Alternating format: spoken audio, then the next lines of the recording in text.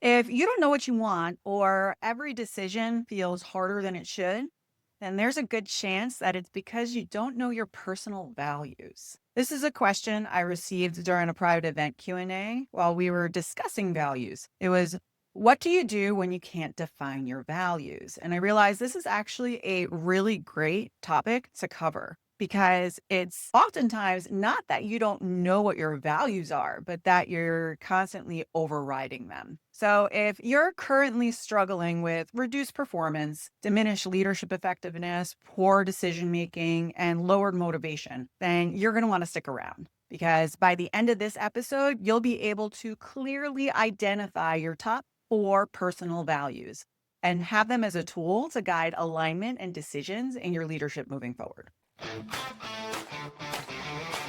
If you're new here, my name is Corrie Logaitis, otherwise known as Corrie Lowe, and I'm a professional keynote speaker, facilitator, executive coach, and author who helps leaders transform overwhelm into confident action, even in times of crisis. So here's the thing. When you don't know your values, and we're talking about your personal values, everything feels harder. Decisions, boundaries, even knowing if you're in the right room. And the question of how do you select your boundaries came up as part of a workshop audience Q&A. And it was in response to a specific exercise that I shared on determining your values. The exercise itself is so powerful that I share it in my keynotes and workshops, as well as in my new book, The Five Overwhelm Culprits: Strategies to Save Your Sanity Without Sacrificing Your Success. I also have a free resource to help you with this today, too. But first, let's back this up and talk about why values in leadership are important. The number one reason that they're important is because they ultimately help with alignment. They help you figure out the right organization that you should work for, or if you're like me and you're an entrepreneur, how to build your organization based on values. They also help you identify and align with the right people to surround yourself with, whether that be personally with your friends in your community, or even professionally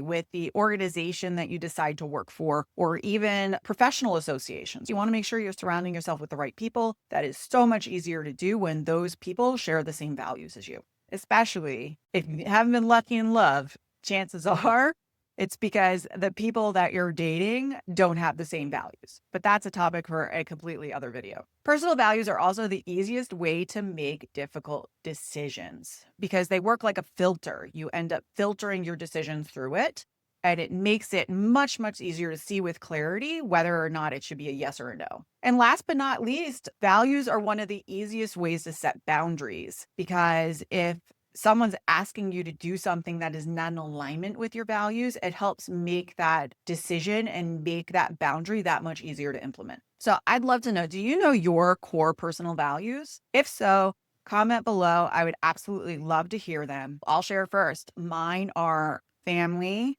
career, health, and travel. All right, so what exactly do we do about figuring out our values? Most people think that they need to figure out their values, but in reality, you already know them. You've just been overriding them. Allow me to explain. All right. And as I go through this explanation, there's a link in the show notes for you to download a copy of my Discover Your Values worksheet. Or if you have a copy of my book, The Five Overwhelm Culprits, you can actually find the same exact list in chapter 5. But the worksheet itself is just a tool. It's just a list of 105 different values that you could choose from. The real work is learning how to listen to what already feels aligned. And that's what we're going to do today. All right, so on the list, you're going to review that 105 potential personal values, and you're going to make note of the top 4 that best apply to you and where you are today. So a few quick disclaimers before you dive into it. First is it's common for this to feel overwhelming because there's so many to choose from, but there's no right answer and there's no reward for selecting right the first time. And then also note that your values today may be very different than the values you held 5 or even 10 years ago.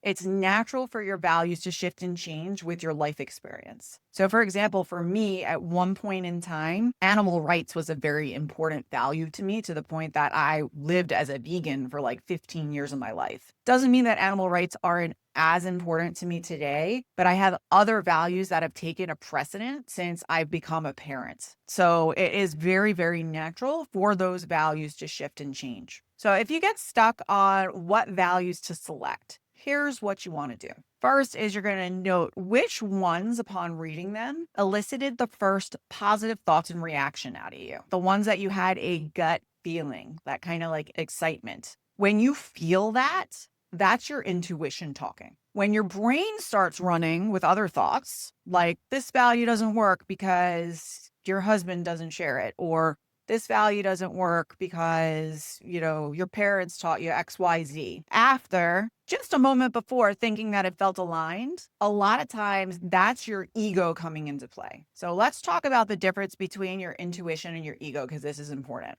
Your intuition, its purpose is to help you make decisions that are in your best good. Your ego, on the other hand, is specifically designed to keep you safe. So there's a lot of times where your intuition and your ego are in direct conflict with each other. So what we want to do with values is we want to be able to listen to our intuition. And our intuition is usually immediate and quiet. That feels right. It's the best way to describe it. Again, it's that gut feeling. Your ego is loud and logical. So it's like, but what if that doesn't make any sense? But what if your husband gets upset? Or what if your parents didn't teach you to value that? That's your ego. So using this filter, you're going to select the top 4 that make the most sense for you today. Again, we're not feeling committed to them for life because we can change them at any time. They do evolve. They're for what feels right today. And then from there, once you have your values selected, from there to kind of pressure test them, run every major decision through them. So some ideas can include a potential job opportunity or a partnership, whether it be romantic or in business. It could be some kind of a modification to your schedule, or even boundaries. Run a boundary through your values. That should give you a really good idea. And you'll see too, by running some specific examples through it, how much easier it makes those decisions, because it truly does. So to recap, if you don't know your values, you're going to keep making decisions that feel off, even if they look right on paper. Selecting personal values are an essential leadership skill, and they ultimately allow you to have more aligned positioning within organizations, within communities. They help make your decision-making easier, and they also help you set better boundaries. And remember, you already know your personal values, but it's common for your ego to override them and drown them out, which makes you feel like you don't know them.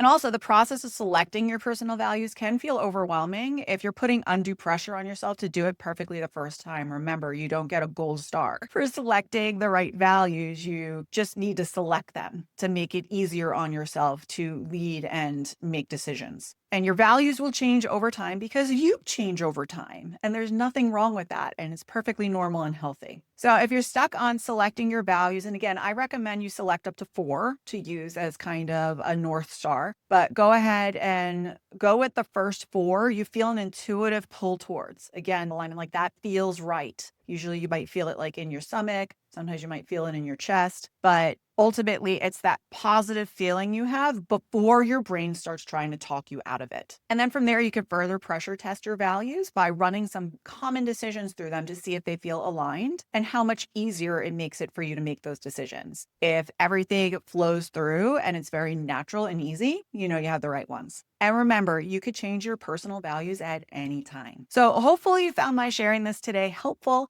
If you have any questions at all about personal values, or maybe you'd like me to answer a question on a topic that we haven't covered yet, feel free to comment below because I just may feature it on a future episode. And as I mentioned, I cover personal values in detail with even more strategies in my new book, The 5 Overwhelm Culprits, which is now available to purchase either in the show notes or at your favorite book reseller. And you could also learn more ways to work with me, either one-on-one through coaching and advisory, or with your organization through keynotes and workshops in the show notes as well. So thank you so much for being here, and I look forward to seeing you on the next episode. I'll see you then. Thanks for checking out The Next Step with Corrie Lowe. If this episode resonated with you, share it with a friend, subscribe, and leave a review. Together, we'll transform overwhelm into action, and we'll keep taking the next step towards confident leadership. See you next time.